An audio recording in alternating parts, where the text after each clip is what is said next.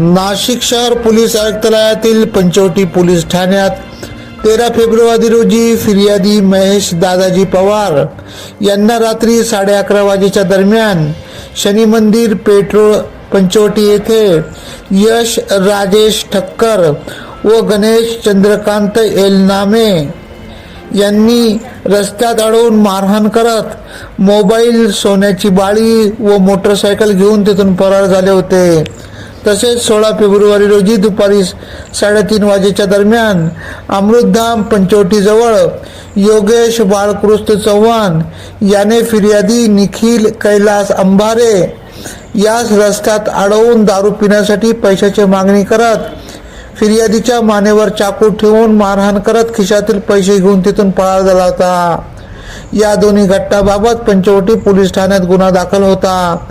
या गुन्ह्याचा पंचवटी गुन्हे शोध पथकाच्या पोलीस अंमलदारांनी सलोख तपास करत गणेश चंद्रकांत एलमाने व योगेश बाळकृष्ण चव्हाण यांना जेरबंद करत त्यांच्या ताब्यातून 1,06,000 रुपये किमतीचा मुद्देमाल हस्तगत केला।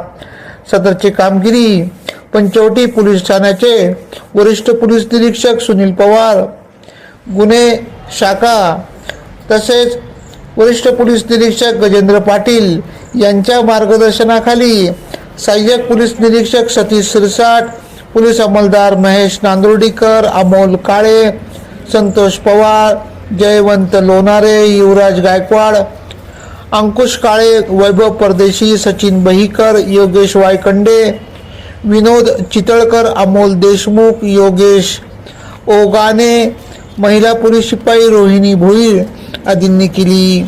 याबाबतचा पुढील तपास सहाय्यक पोलीस निरीक्षक सतीश सिरसाट करीत आहेत। AKP न्यूज साठी ब्युरो चीफ अनवर खान पठाण, नाशिक।